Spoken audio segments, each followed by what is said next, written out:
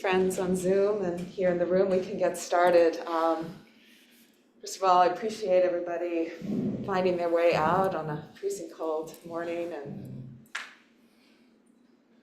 to practice together. My name is Wynn Fricke, and Mark Nunberg, one of the guiding teachers at Common Ground, normally leads this program, but he and Shelley Graff are leading an annual President's Day retreat. And so I'm stepping in for Mark this morning. Just to introduce myself briefly, I work at Macalester College full-time in the Department of Theater and Dance. My profession has been in dance. I'm one of the co-founders of Common Ground with Mark Nunberg, who is my partner in life. And just really happy to be here and offer the Dharma this morning.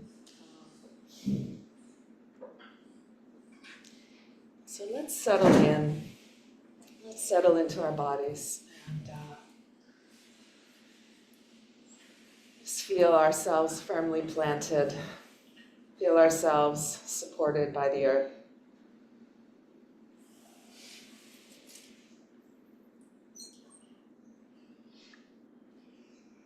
And do what we can to help our bodies relax, help the body relax.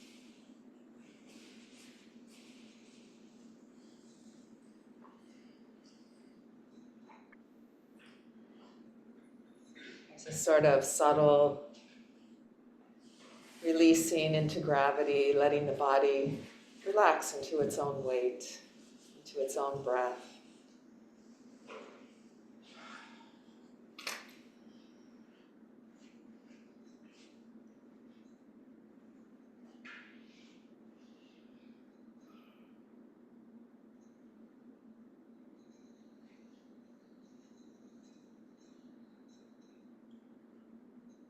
As we feel into the body, we appreciate its vitality.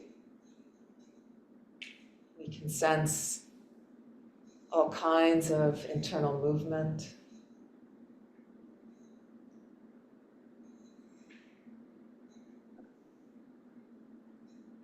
The waves of the breath, different kinds of pressure and vibration.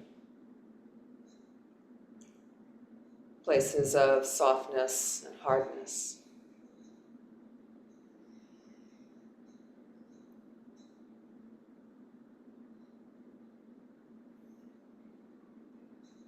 So we're moving gradually from the very quicksilver pace of the mind, of thinking, into a quieter terrain of the body.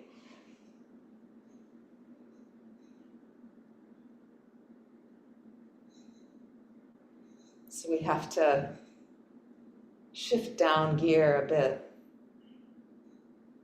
to connect.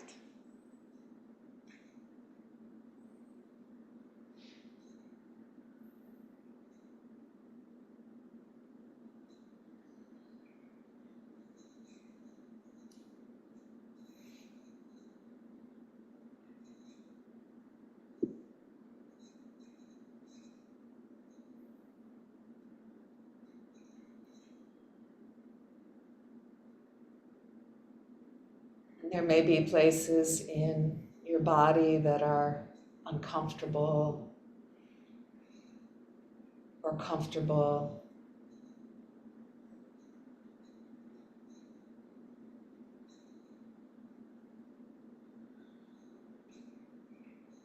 And we just do our best to open to whatever we find,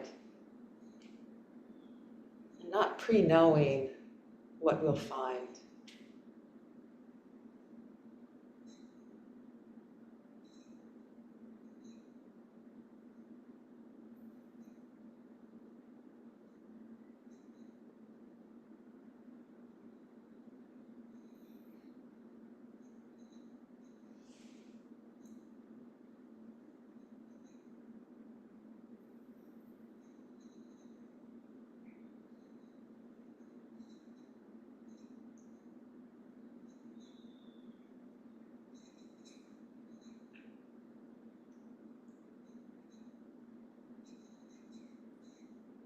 And it's natural that there might be some restless activity of mind, something that's concerning or activating.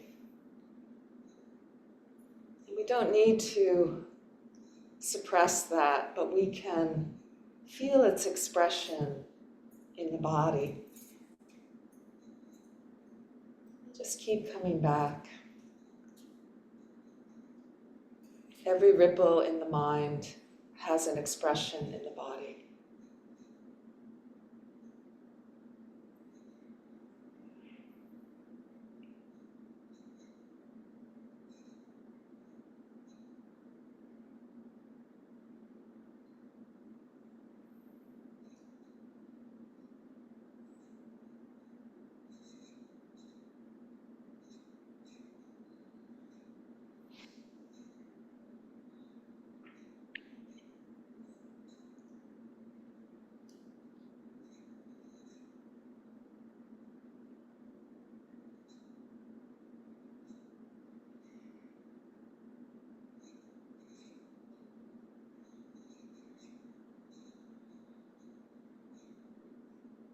Part of our training is to learn to be present, to even understand what that means to be present.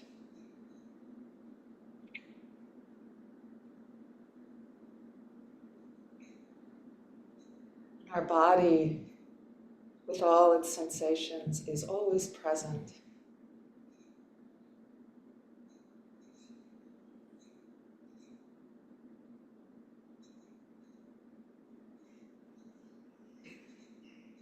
So we use it as a resource, as a way to arrive.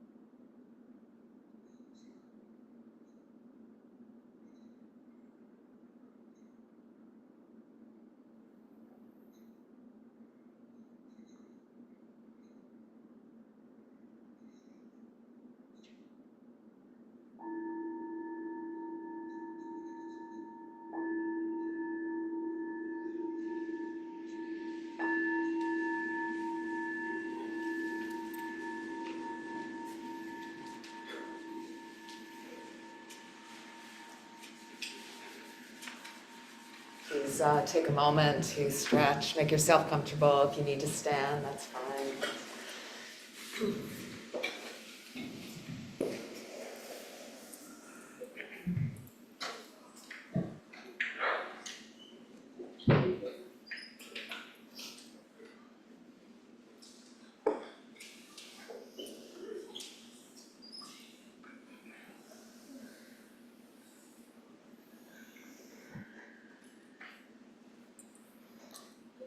Well, welcome once again, everyone. Can you still hear me okay?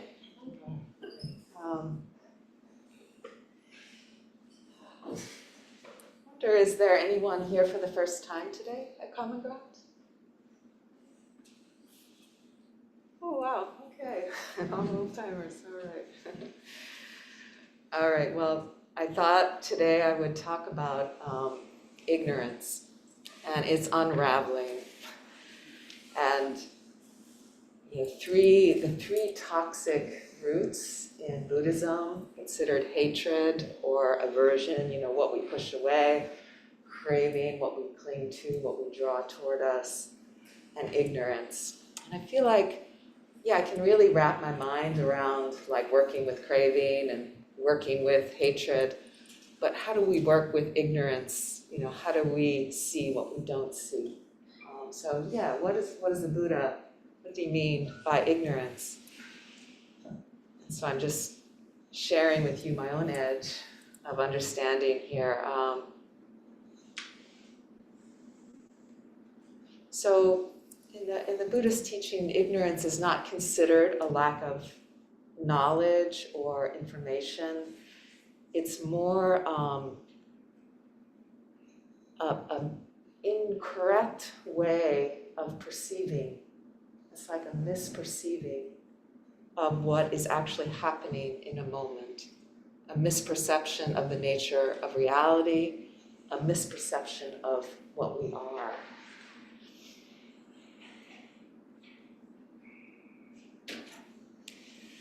And this ignorance or misperception is considered an overgrowth. The word nivirana, it means, that's the translation for hindrances, it means overgrowth. So it's like considered an overgrowth on the clear-seeing, luminous mind. So something that's extra, something that's added, something we do.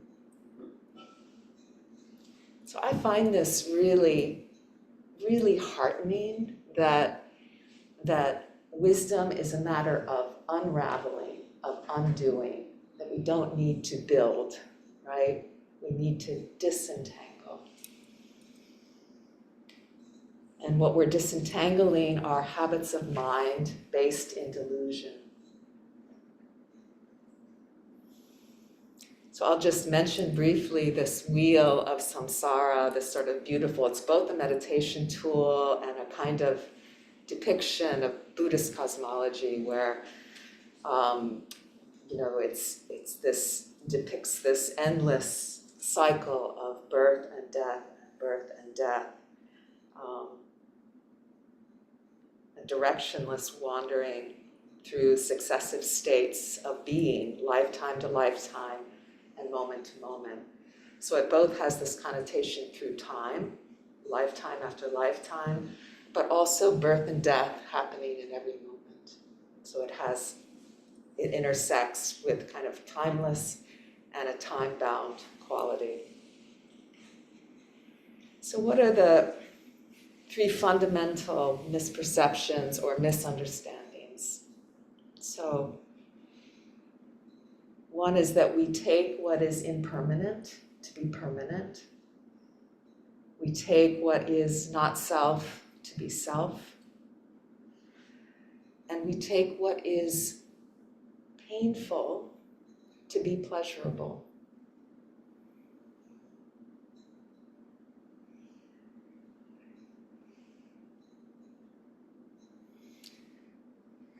So nibbana, there is an exit from the wheel of samsara. Nibbana is translated as the unbinding, the extinguishing. So the Buddha said there was this possibility of freedom. And if it weren't so, he wouldn't teach it.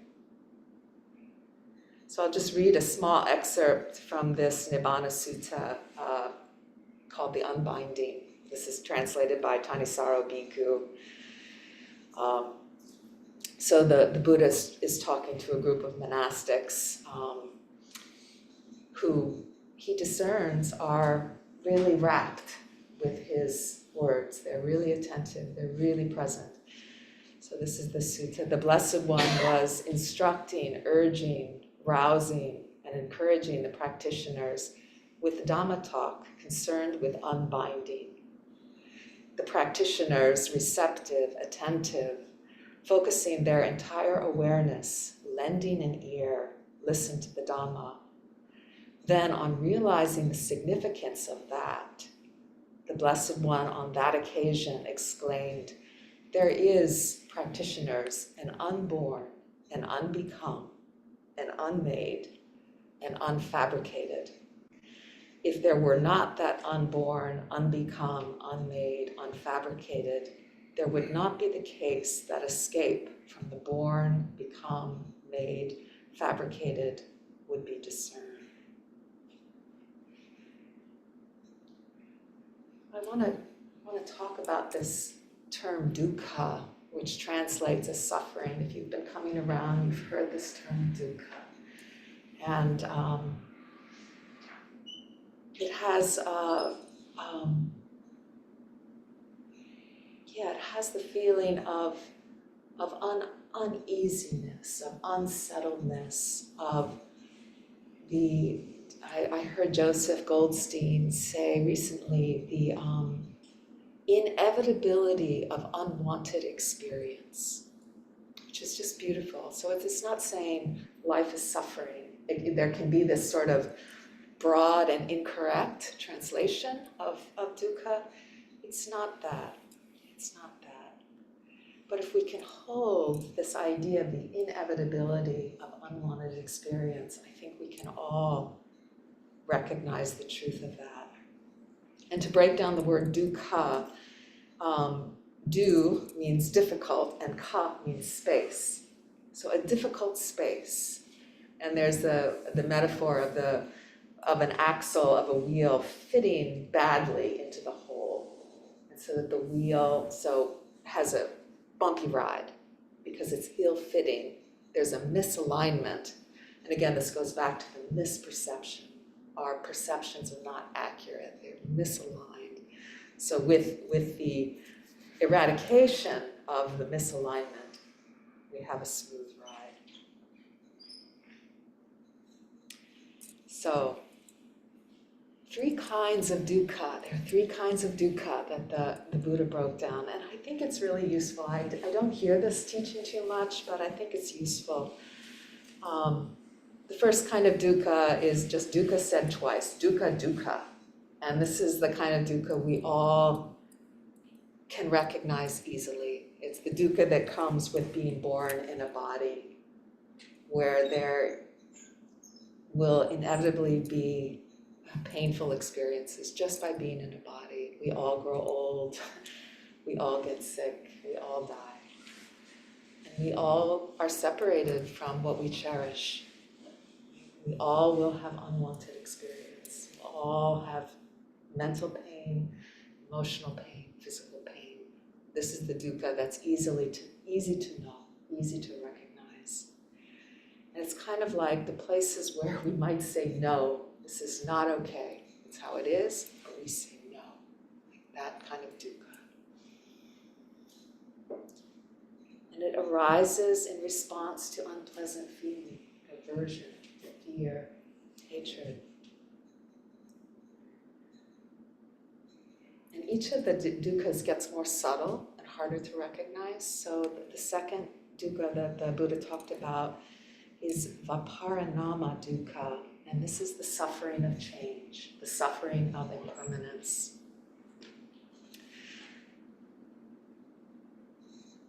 And this is like, even when we get what we want, even when we've achieved, what we've sought after, it will go away. It will go away. And this kind of dukkha arises in response to pleasant feeling that we want to hold on to, but can't.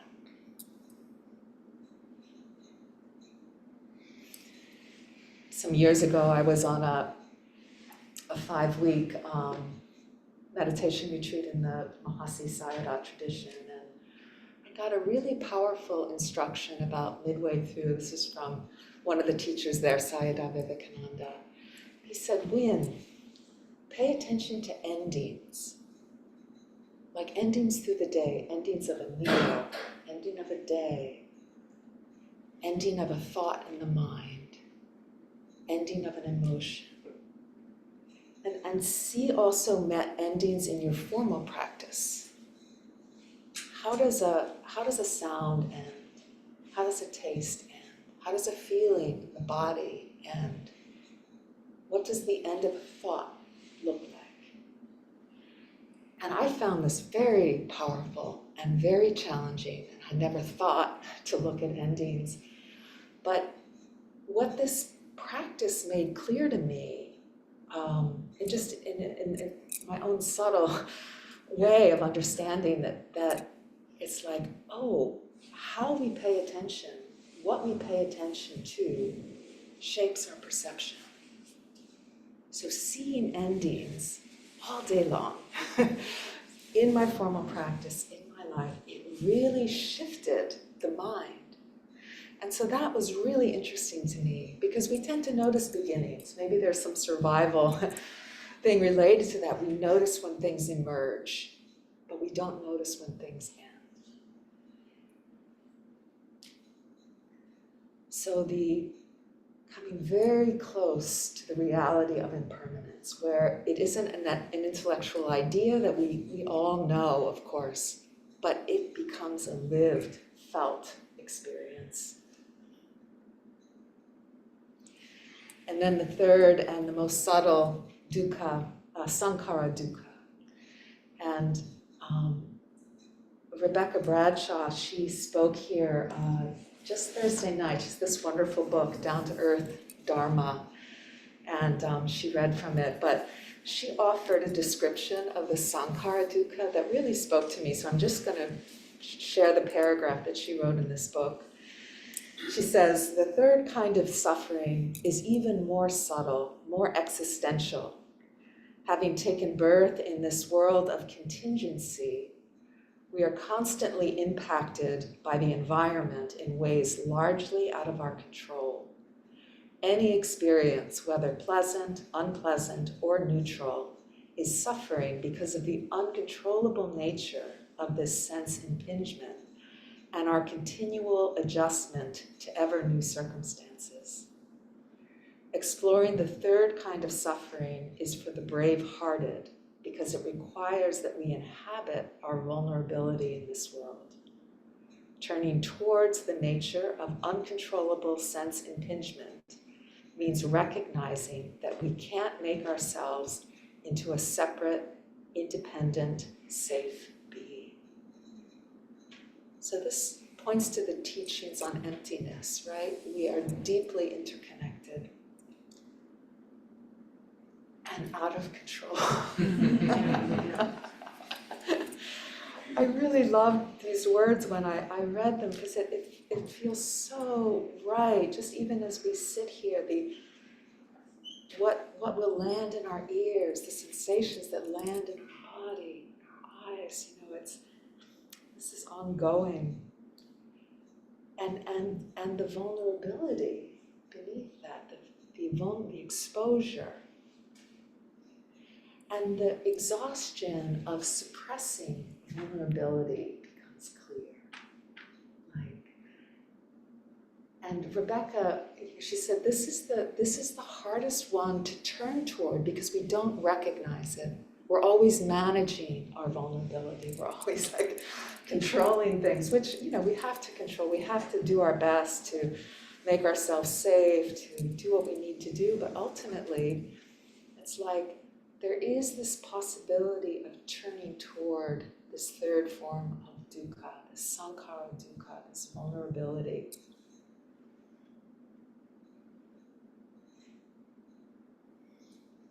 And not in the interest of suffering, but in the interest of understanding and of freedom. Like that's what we need to keep seeing. So avoiding suffering doesn't transform it. So it's really counterintuitive, isn't it, to turn toward dukkha, to take interest in dukkha. That's our first noble truth. There is suffering, there is dukkha, and it needs to be understood. So that second part sometimes gets left out. It needs to be understood. But we want to bolt, right? We want to fix. When we sense dukkha, we say problem, and we do what we can to fix, but there's a more radical orientation.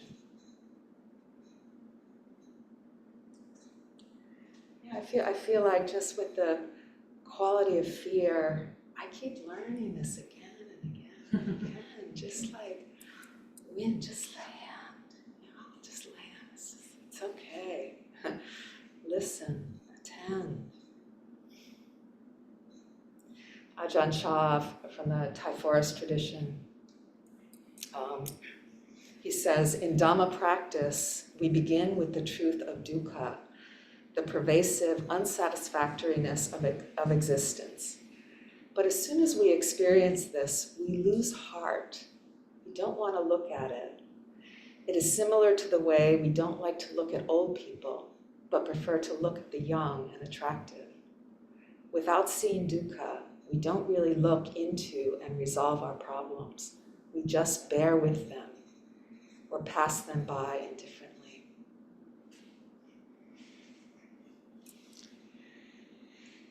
So what is our attitude toward dukkha? These three kinds of dukkha, like what is our attitude? And for myself, I use the words, don't go to war with what I don't like. Don't go to war with what I don't like. Because when we go to war with our afflictions, we empower them. Like that we can see. We are afraid of them. We pile hatred upon them. So the source of wisdom is whatever is arising in front of us. I'll read this brief teaching, again from Ajahn Chah, called Living with the Cobra. He says, in order to do this practice, remember to regard all the various activities of mind, all those you like, and all those you dislike, in the same way as you would regard a cobra.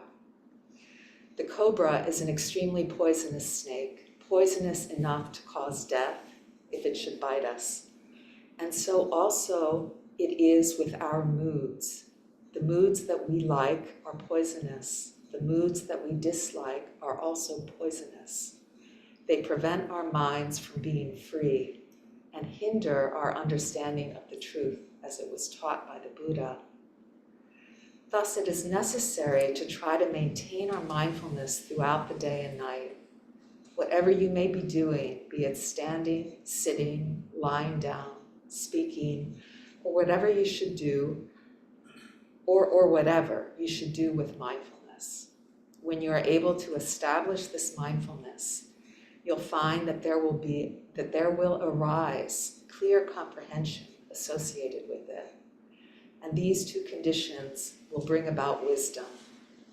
Thus, mindfulness, clear comprehension, and wisdom will work together, and you'll be like one who is awake both day and night. So this is a radical teaching about, I feel, how we learn to arrive in the moment, that we're not pushed and pulled by the pleasure or displeasure of a moment. This moment is adequate for learning. This is the only moment where we can learn, right? This is the only moment that's here. And so learning to value this moment. Sharon Salzberg once said, any moment can be an adventure in consciousness. So I think we can just reflect our habits of mind, like how many moments do we write off, when we're standing in line or doing the laundry, or like as not a worthy moment.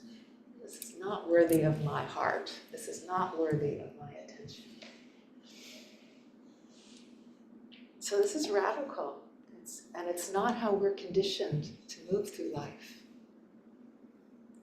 I've been paying attention in my own mind to what I call my just get through line, my just get through mind, like just let me get through this. So the whole energy is leaning forward, right, with an image of a future moment where I'll be done with whatever this dukkha is, right? It's like this future moment, and maybe the energy's low, but just in the most gentle way, just name that for myself. This is a just get through mind. And even in just like the naming, there's a little bit of gathering of energy, a little bit of gentle, and a compassion, right? Because I recognize, oh my God, I'm suffering. Like, this is difficult and you want out. So it's just a little pivot that can be, make all the difference, just to even see that that's what's happening. I'm throwing my life out right now, actually. The Buddha actually said, talking about delusion and ignorance, any moment where we are not alive to the present moment is a moment of ignorance. It's a moment of delusion. I start to do that in my formal practice too, like when I'm just lost in a thought, in a tirade, whatever it may be, and I notice, and I'll call it delusion, and I arrive back. And just naming that is so powerful, and just like, no, I don't want to live in these vortexes of disconnection. I want to be present.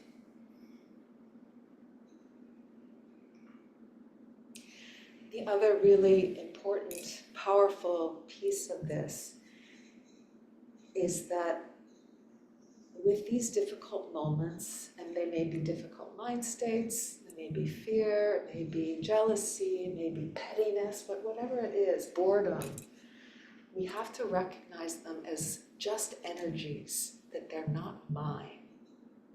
They're just energies. And that's important to name too, because we can imprison ourselves with ownership, that this is me, and again, piling on dukkha upon dukkha with that identification, this overlay of self-view. And to recognize too that identification is natural, right? We're conditioned to call things mine, to make things mine. It's a gathering, it's a way we try to feel secure.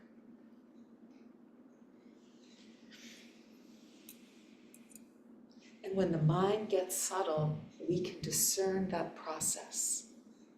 We can discern the process of identification. I want to talk about conceit. And this is just, again, another really powerful teaching from the Buddha, that this sort of perception of self as separate is a conceit, a foundational ignorance, and there's a sense of incompleteness built into it. Avijja tanha, ignorance, supports craving.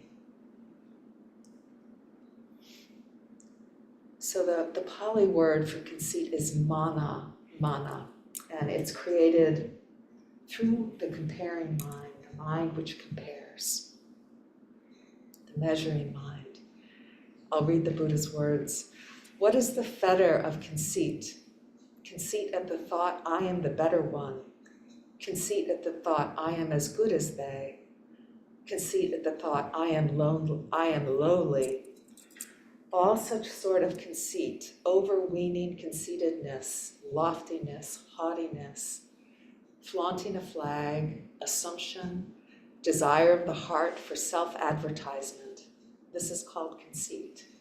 One who thinks oneself equal to others, or superior, or inferior, for that very reason makes argument. But one who is unmoved under those three conditions, for that person, the notions equal, superior, and inferior do not exist.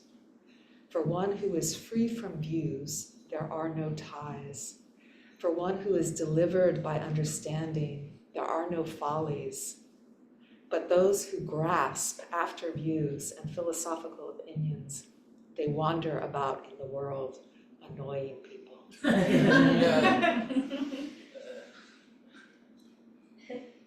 So the Buddha said, when we see the mind and body clearly, there is no possibility of conceit.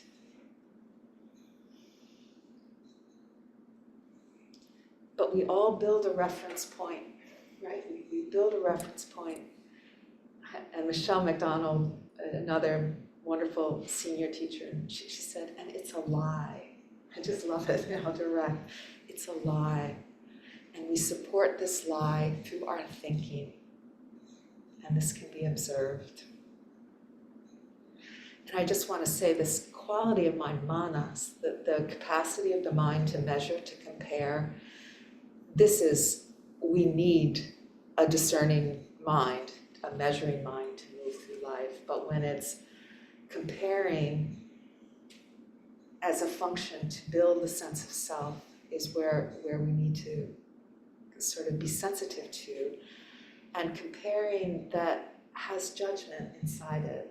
So discernment and judgment are different, and that's something we need to really tease out.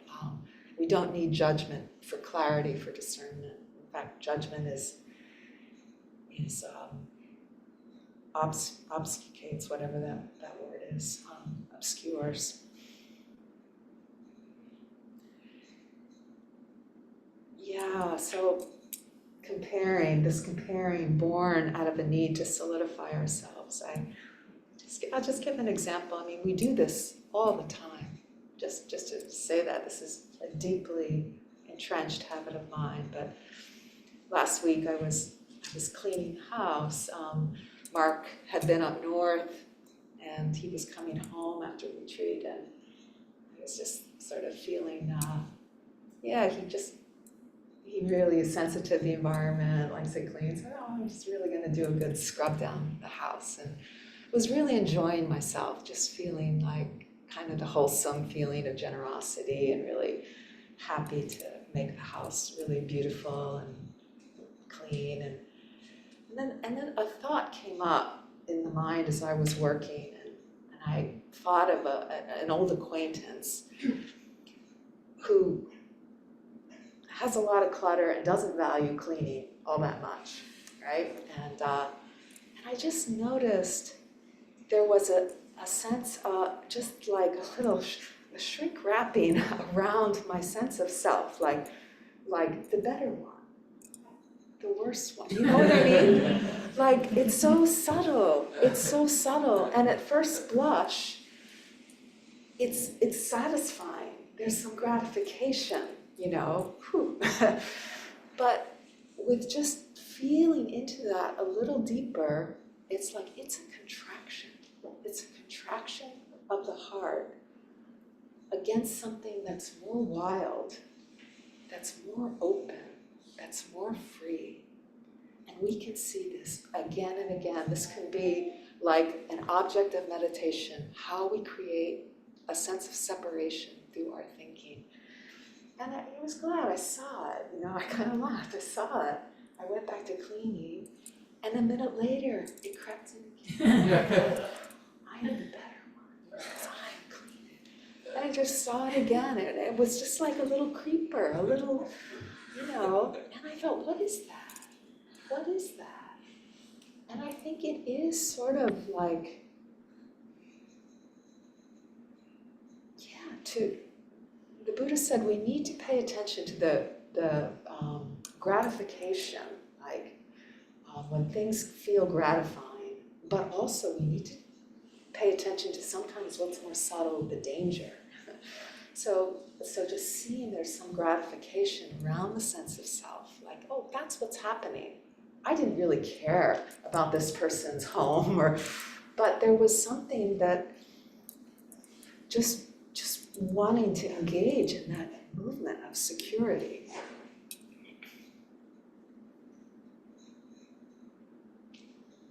And the Buddha called this the very difficult to see, the very difficult to see. There's a wonderful metaphor for mindfulness. If mindfulness is a post in the ground and attached to it, tethered to it, are 6 animals. And they represent like the 5 sense gates, or hearing, seeing, tasting, smelling, touching. And then the 6th sense gate is the mind. And they're all wild, right? And they all want to kind of go toward their own habitat. But mindfulness is like anchored in the ground. And with that mindfulness and the seeing of these animals again and again, they eventually settle, eventually quiet and sleep at the base of the post. But the Buddha called the 6th animal, which is the mind gate, as the most wild of the animals. I've been really doing this in my practice, like just noticing contact, naming contact. So contact is like, a sensation in the body being known. That's contact. A sight being known. Hearing being known. Just recognizing something is being known. And naming the contact. And paying attention to this subtle identification, like, oh, is there identification with what's being seen, with what's being felt, like, and feeling how relatively it's easy to kind of feel a sensation, a temperature, a pressure to move through the body and not kind of wrap myself around it, like it's just energy moving. But the mind is like a different story, it's like a thought will arise, and maybe there's an anxiety in that thought, and with that, it has so much power that we tumble forward with it in proliferating thought. So, like I see this, just an example the other day, just at a department meeting, and I felt, oh, I have something to say here, and with that thought and the sort of the forming of the words, there was just a little rush of anxiety, kind of noticing through the body, and kind of all the self-doubt, all the little pieces of whatever kind of comes into that. And instead of like desperately trying to form my words perfectly, to manage the moment perfectly, and to follow a sort of painful train of thought, it's like anchoring right in the body, right? To just see this is contact, this is the mind, knowing anxiety, knowing the thought that's generating that anxiety, just where is it, how is it happening? And it anchors, it doesn't prevent me from speaking clearly. In fact, it's probably supports a grounded, clear moving forward. But to just appreciate, I don't know why I say, because maybe I bring this up as an example because there's places where identification is strong and places where it's not. And that this can be a place for practice. And in the office, just before coming in, I saw this on the bulletin board from Utejani. I thought, it's perfect. In meditation, when investigating the mind, it is only important to recognize when there is an identification with an object, for example, the body, the mind, and when there is not. So as important as it is noticing when there's identification, is noticing when there's not, because we strengthen that. We begin to recognize what that is.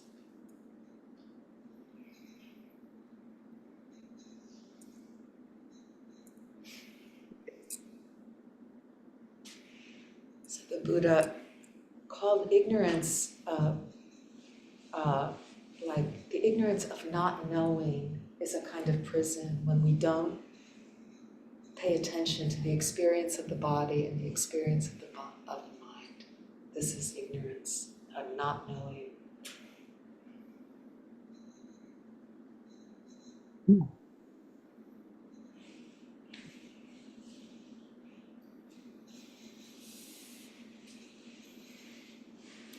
And again, like learning to turn toward suffering instead of fixing, instead of framing it as a problem.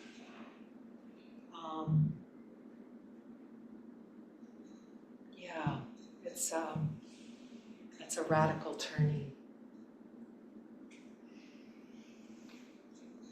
where we lose the conceptual framework of fixing the self, improving the self, thinking that that will be our refuge.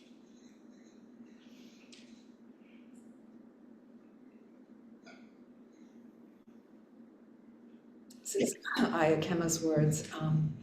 It is often thought that the Buddha's doctrine teaches us that suffering will disappear if one has meditated long enough, or if one sees everything differently. It is not that at all.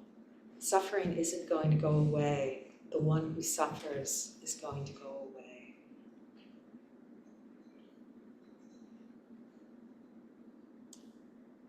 So I think we can just really call on our patience and work small. Like, I like the image of mindfulness, being like, I've been spending time at Lake Superior just watching how the lake just kind of flows against the rock and how over time it shapes the rock. But it's so gentle and and steady.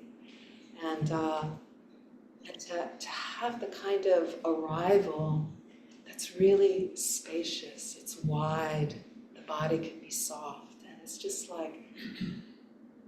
present. We don't need to get in there with our surgical tools, or it's just a steadiness, an arrival showing up, and the littlest things, like noticing that anxiety around speaking at my department meeting. And instead of starting to hate myself for being the person who's always anxious, why Wynn, do you always stumble over, that would be a quick path to hell. It used to be my path to hell, right? So we recognize, so just seeing that moment, that emergence of anxiety and compassion, right? Oh, feel for that. And coming back, valuing the present moment. This is not a moment to be gotten rid of. This moment is the moment, and to anchor in the body. It's so small, right? So light. There's a poem that showed up in my folder, and I think it was written by a community member. I can't remember, and I looked all over for the author, so maybe it was one of you. Let me know if it was, but it's called The Small Stone. The water smelled cold, but I put my hand in. I wanted to move the small stone. The water was cold. Why was my hand in there? I remembered to move the small stone. I moved it just a bit. It changed the sound of the little creek trickling into the pond. It changed the sound of the pond. Just this small stone. Such is the mind.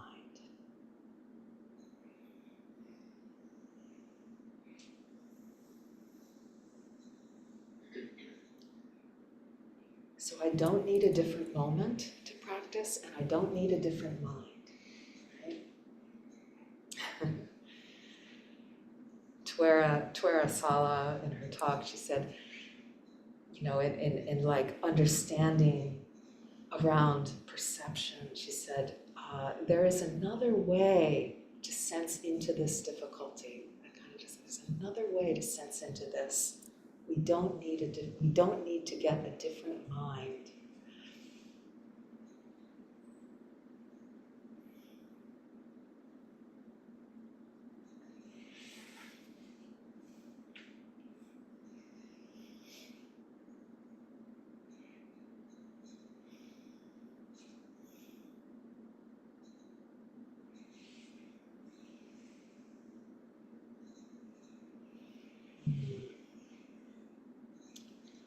Yeah, and again, like I'm thinking of Ajahn Sucitto, who's a monastic in the Thai forest tradition, and he's always using words like softening and widening, a sense of space, of relaxation, the importance of relaxation. I can't say that enough. And Joseph Goldstein, I just read recently, he said, and to discern the difference between being casual and being relaxed. Right? We can have resolve, we have clear intention, but we're relaxed. So this is a path of undoing, of unbinding.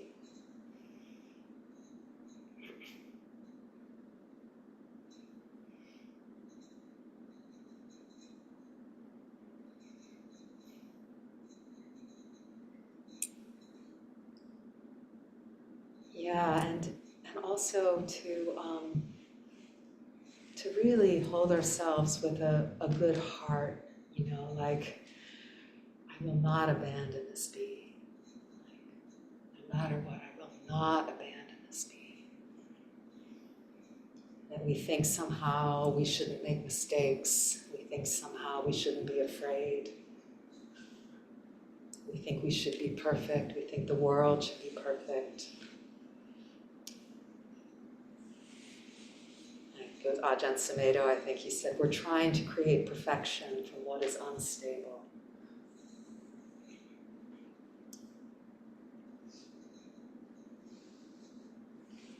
There's a short poem, that's actually a long poem, but here's just one stanza from W.H. Auden. He writes, "Oh, stand at the window as the tears scald and start. You shall love your crooked neighbor with your crooked heart."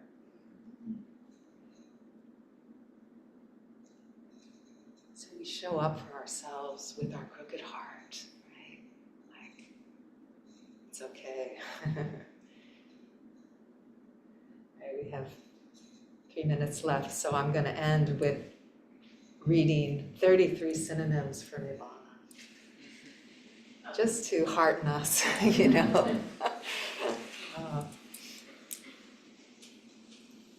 These are the Buddha's ways of describing it.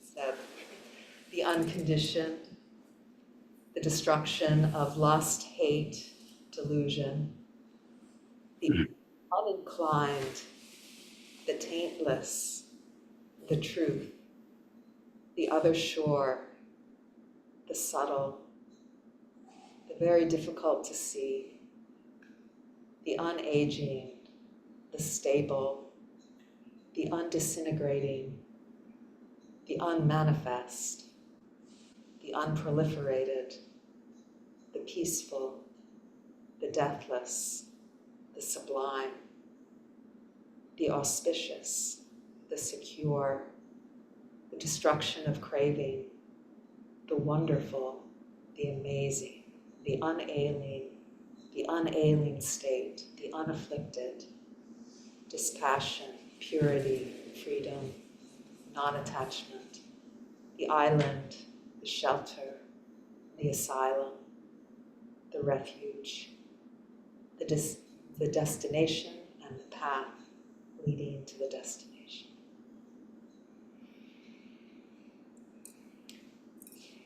So we're out of time, so let's just sit for a moment and just let the words melt away.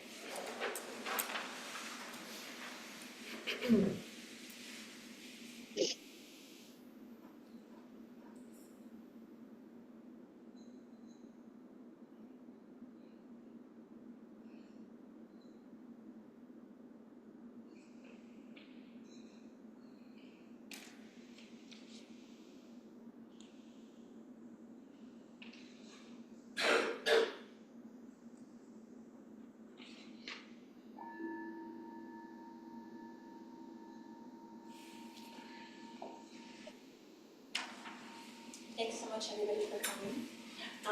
Just want to remind people that everything at the center here is offered free of charge. And there are several ways you can give back to the center. One is by your presence here this morning, so thank you for giving to us this morning. The second is through service, so we are being hosts for Sunday mornings, for Sunday evenings, and other things. So if you're interested in serving the community in that way, also opportunities for taking care of the building and the grounds. And then the third way that you can serve is through donating your money and donating that in a spirit of your own generosity. So, just a couple more announcements after that. We have a day-long retreat with Shelley Graff. That is Saturday the 22nd from 9 a.m. to 4 p.m. That is in person and on Zoom. We have a guest teacher talk with Chaz Diakaupa, and it's about creating a settled home for the heart, and that's Sunday, February 23rd from 7 p.m. to 8:30 in person and on Zoom. We also have a Buddhist studies course that is starting with Shelley Graff about dukkha, and it's 6 Mondays from February 24th to March 31st. That's in person and online. We do ask that you register for that, so you can go online to the website and register for that. And the Buddhist studies programs are really designed for people who have attended 3 or more mindfulness retreats and have a commitment to daily meditation practice and want to deepen that. And then at the retreat center, we also have a BIPOC practice period with Stacey McLennan and Jen Racho, and that is Thursday, February 27th through Sunday, March 2nd. If you wouldn't mind helping us bring down the chairs, and you can also stay for the small groups if you would like. We'll be organizing those after this.